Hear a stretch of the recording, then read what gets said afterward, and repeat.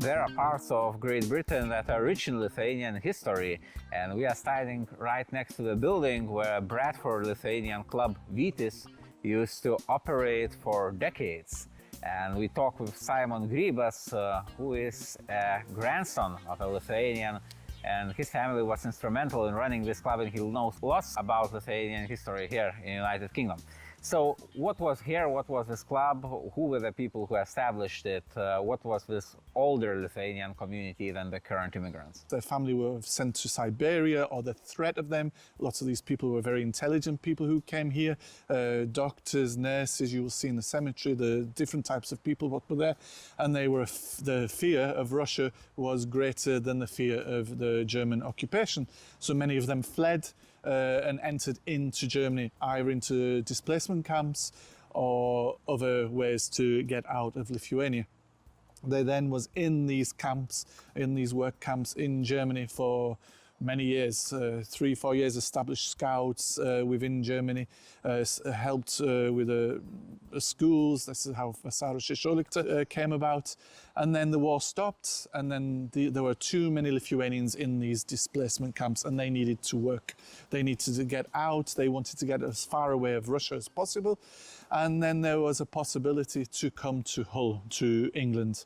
And not just Hull, there are other camps down in the south of England, but mainly in this area for Manchester, Scotland and Bradford.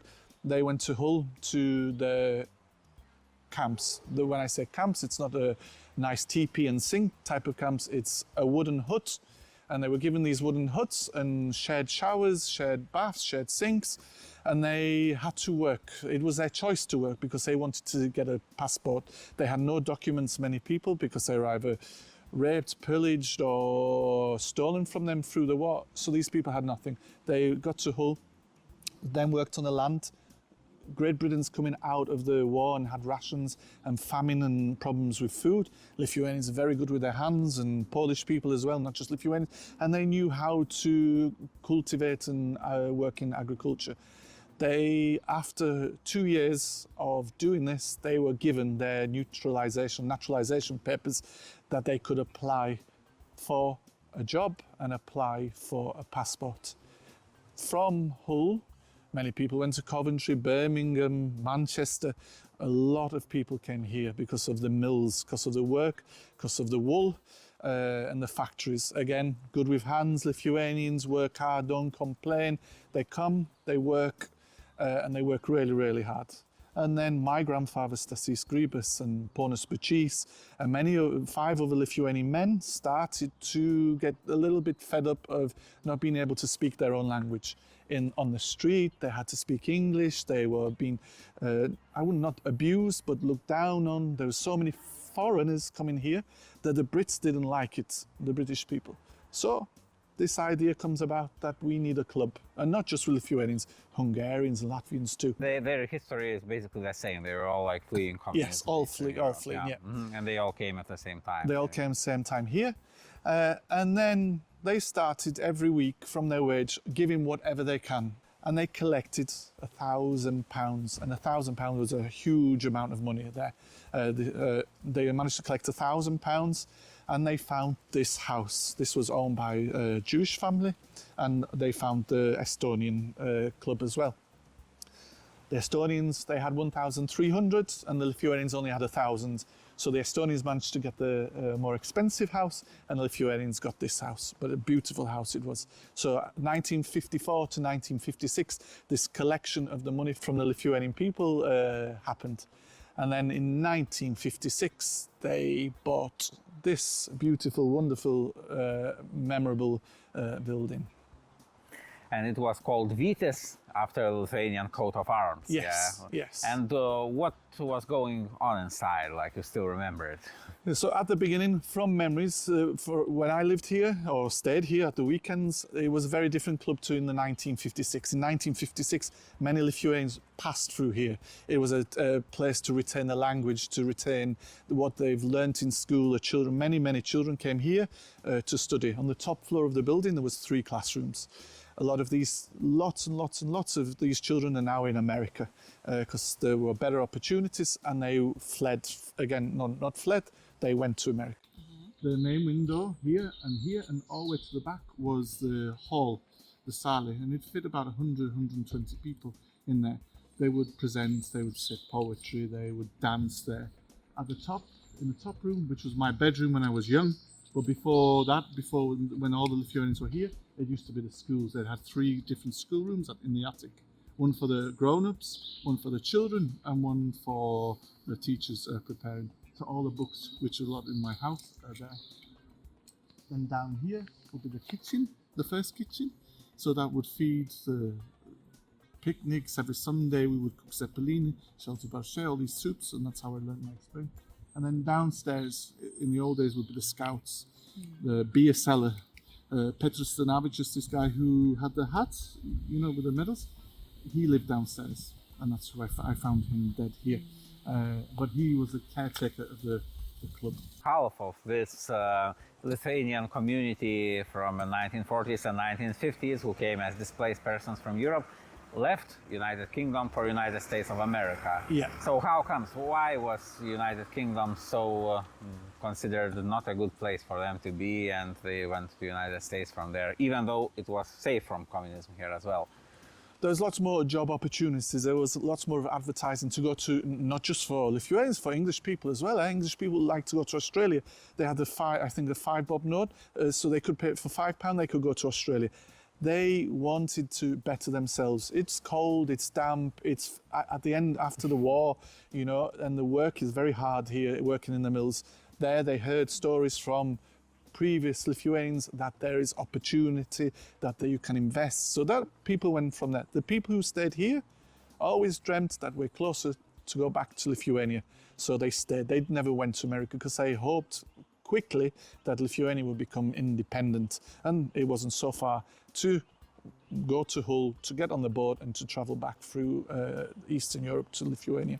That actually happened in 1990. Lithuania became independent again. And did your grandfather actually come to Lithuania at the time? Yep, so he made it back in 1991. He went before in 1989 on special, they were allowing special passes, but you had to stay in these type of Soviet, you know better than me, the communist hotels, and many of the Lithuanians here went in that time, and they could bring information back and spread it to the community. Some of it was scary, some of it was shocking, but it was to be expected. But my childhood here was fantastic. I had very, very many memories, and it built my love of Lithuania and the strength I have today to carry on continuing to show the goodness it did. Because Lithuanian people are so kind, so generous. They helped each other. They helped buy houses with each other. My grandfather gave 2 plots in his cemetery, in which you will see in a bit, to 2 other people who had no money. They were very, very kind people, and Lithuanians generally, and still now, are very kind people. And they had a good name in Bradford community. So what was the club when you remember it in your childhood in the 80s and 90s? Yeah. Like what used to take place here?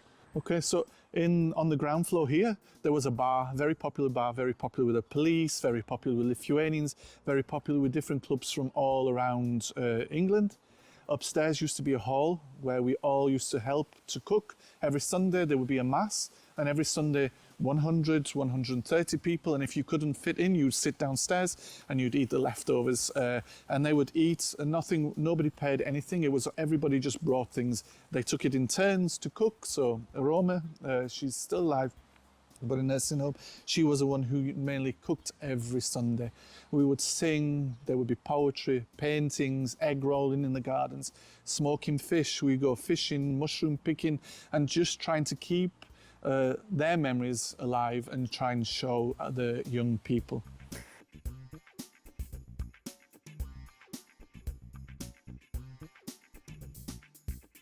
We are at Simon's home, and it was interesting to find here so many materials related to the Bradford Lithuanian Club and also Bradford Lithuanians. So how comes you have all that, and what is here? So when the Lithuanian Club was sold and people started to die who were members of the Lithuanian Club, they left many things to me. This is the main album, which had all the documents and photos of the Lithuanians in there. And obviously, generally, people have died, passed away, and there was nobody to take their things, and I enjoyed receiving and getting to know a little bit more history about the Lithuanians who lived in Bradford. So there are lots of photos, letters, yeah.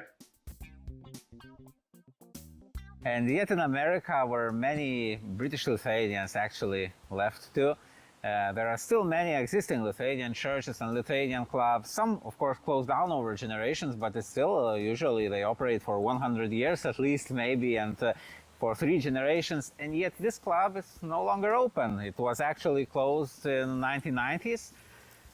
And it basically serves as a single generation, except for you maybe. So how comes? Why did British Lithuanians like assimilate so quickly compared to Lithuanian Americans, Lithuanian Argentines, Lithuanian Brazilians, all the other Lithuanian communities that we visit with global.lithuania.com, marking and mapping and explaining their heritage site, such as this one here, Lithuanian Club of Bradford? Very complex, there's not one way to say why they closed. I just remember my grandmother and 4 other Lithuanians paying out of their money to keep the club going, to pay the bills. Why wasn't the second generation, this is the most fundamental part, why wasn't the second generation involved in the club? They grew up in England. These people who went to America is a melting pot of people. They were immigrants from all over the world. Here, the British people, unfortunately, were very either prejudiced or racist, and people didn't want to have an accent. People didn't want to have a foreign name. They just want to integrate. And my father, he doesn't speak any Lithuanian. He speaks pure English. He plays football. He likes everything English. There's nothing wrong. But he didn't want to. Not he. My grandfather didn't want him to experience that racism or prejudice against him. So therefore, there was not so much involvement. They didn't get or continue or take over, or maybe the old people didn't want them to take over. And yet, United Kingdom is now like a global capital of Lithuanian diaspora. Like there are maybe 200, 300,000 of Lithuanians now, recent immigrants who immigrated in the 1990s, but especially 2000s and 2010s. And there are many here in this area as well. And the club was still operating when they began to immigrate. So how comes like they didn't took it over? What were the relations between your community and these new immigrants? The first stage of the new immigrants, not branding everybody with the same brush, they were obviously here for economic reasons, not cultural, not social, not anything other than to come work and help either back home or better themselves. There's nothing wrong with it. But the Lithuanians which came here at that time in the late 90s and the late 2000s, they were very interesting. They were all about money. And I don't like saying this because I'm best friends with all the new Lithuanians now because they're here and they obviously want to do well here. But when people used to come and steal, try and get money, escape and my father ended up in prison because of it with Klaipėda Football Club. So what exactly happened? My father arranged that he went to Klaipėda to watch football. Bradford City plays Klaipėda. Then Klaipėda Football Club comes and plays football in Bradford City. Then when Klaipėda came to Bradford City, half the plane didn't show up on the way back. So half the plane then all were illegally here. And obviously they stayed here. Everybody knew it was all in the papers, and the police arrested my father because looked like my father was trafficking people. So these little things and trafficking happened all the time. Lithuanians doing business with Lithuanians, renting pieces of floor. You know, Lithuanian agents used to pay a Lithuanian agent for the work. Yeah, you pay them so you get a job. They come here, then they wouldn't have any jobs. Some mafia or whatever took the money. So where did Lithuanians go? They knock on the door. No money, no food. They've got here. They've spent the money. Vida, who you met yesterday, she paid money. Elvira paid money to people in Lithuania. They end up in Manchester, get off the bus. no work. They only can speak Russian and Lithuanian. They're fucked. So all these people ended up coming here. There's 4 old Lithuanian ladies. They have not a lot of money. They're keeping this place going, and they can't keep giving anymore. So the decision, in I think it was 2002, was to sell the club. It makes me super sad. Yeah, I'm very sad that it's gone. And now I stood here and now my hairs are all up because I have beautiful memories. But would the new Lithuanians want this responsibility? You look at other clubs around England, they've tried take over Sudiba, which is a big scandal, and it didn't work. It didn't work. And I think now you look at Ruta Kisio in Leeds Lithuanian community, she's strong, she's got a big school following, she does lots of events there, and it works perfect. I don't think this headache would be needed. Together with Simon, we are now going to the Millennium Old Bradford Cathedral here, because there are signs of Lithuania here as well. So what is the plaque which commemorates all the nations under Bolshevik rule at the time, under the Soviet rule? What is that plaque, and who and when unveiled it? So in 1986, this plaque was presented to Bradford City by the captive nations. So people from Latvia, Estonia and the Eastern Bloc came together, present a plaque. There was marching down to London every week, putting pressure on the government. And it's to remember those people who were sent to Siberia, who were killed in the war. My grandfather presented the Lithuanian side, and he was the leader of the captive nations in Bradford.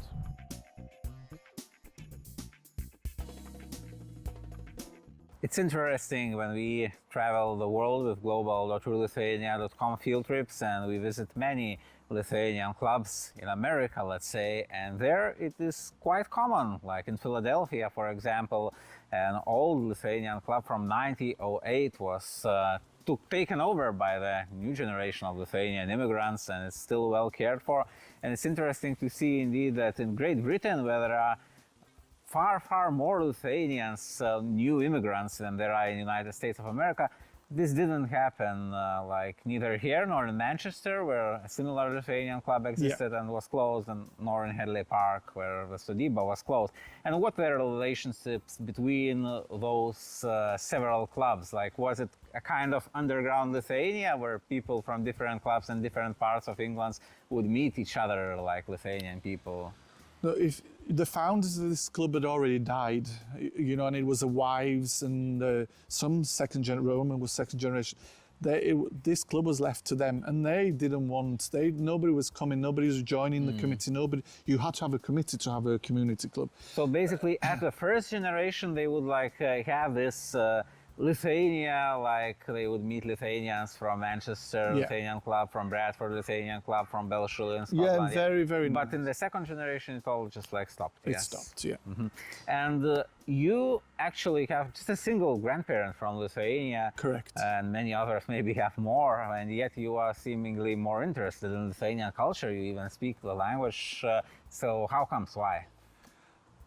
Just because of the kindness Lithuanians give to me every weekend. Every time I came here, I was so interested in my third generation, my roots, my grandfather's Sunday singing. You know, I was in the Lithuanian Scouts. I enjoyed Lithuanian food. I could cook Lithuanian food, but I couldn't speak, and I still tried to speak a little bit. So that love made me go back when I was 18 to Lithuania and to integrate and try and learn as much as possible. And I'm involved now still with the Lithuanian community here. Other people, I just think around the world, they integrate. They just want to get on with their life. They've got their own families, and that interest just becomes an interest of their surname or a piece of paper or a document. There's no love or feeling for Lithuania. Great Britain has lots of Lithuanian heritage sites, even though they are quite hidden from the plain sight today, and lots of Lithuanian history. And a big part of that history is related to the so-called DP generation that fled the Soviet-occupied Lithuania after the Soviet Union came there in 1944. And one of their hubs was here in Bradford. We are standing in Bradford Cemetery, and there are lots of Lithuanian graves here, and many of them are inscribed solely in Lithuanian language, saying that we love our homeland from afar, because for this generation, like your grandfather, Lithuania always remained their homeland, despite that they were living in the United Kingdom. This is just one of cemeteries in the United Kingdom that are full of old Lithuanian graves. In Manchester, in London, in Nottingham, they have other ones. Lithuanians would even get buried in the same area, so they would stay together with their compatriots after their death. And nevertheless, sometime after their deaths, unfortunately, some of the graves here were quite neglected, like because the descendants would leave for Canada, Australia, United States of America. And fortunately, this was one of the areas where new immigrants from Lithuania actually helped lots. So what did they do? So it started about 5-6 years ago with Agnė Ručinskaitė and Rūta Kisio and Lee's Lithuanian Bendruomenė and my uncle. And we decided to come to this grave and try to find Lithuanian graves which have been neglected. And there is over 50 graves here in this graveyard and more which we keep discovering. And start to tidy them up. It was a big job, and it's a big job every year. So every October, the Leeds Lithuanian community come every Sunday, whoever can, a few people each Sunday, and to turn over the soil, to do the hard work. And the most beautiful part of the celebration is November the 1st, when the children come. They've had a lesson in the Lithuanian school on Saturday, and then on whichever November the 1st lands on, they come with their parents, with their teachers, and they have made homemade candles, homemade glass, tie the Lithuanian ribbons around the grave, light the candles, and then they're taught their tradition of Lithuania here. So it's a very magical evening. Vėlinės is the name of the Lithuanian festival, Visų Šventųjų Diena in Lithuania. It's very huge. It's huge. Like people are lighting candles everywhere, and it's nice that this was brought back to the United Kingdom. And a unique tradition, I think, here is to put these Lithuanian flag-colored ribbons on the graves where Lithuanians are buried. I think they would be happy about that, given that they always saw Lithuania as their homeland, so they should be happy like that new Lithuanians come there and put these Lithuanian symbols on their graves, yeah. Yeah, of course. Most of these people, they've died, if you see, in the 50s and the 60s. Just after they got here, they've been through all the trauma, and they always wanted to go back to Lithuania and die in Lithuania and have family in Lithuania. So to have the children put the ribbons round and for Lithuanians to pray at the grave and light the candles, I think it's a poignant and an emotional day. It's great that you did it, that the Lithuanian community did it, because it was difficult to find all the locations, I guess, where Lithuanians are buried, because the cemetery here is big and there is not a single plot where Lithuanians are buried. But it's very important to discover that information, because otherwise it can be lost and the sites can be lost. So we at global.trulithuania.com website, we aim to discover, list, take pictures and publish information about all the Lithuanian heritage sites all over the world beyond the borders of Lithuania. So this includes Lithuanian cemeteries, Lithuanian clubs, Lithuanian churches, famous Lithuanian burials, and so on. These are both the sites that are still open and those that are unfortunately closed, like Bradford Lithuanian Club here. So one can discover the Lithuanian history.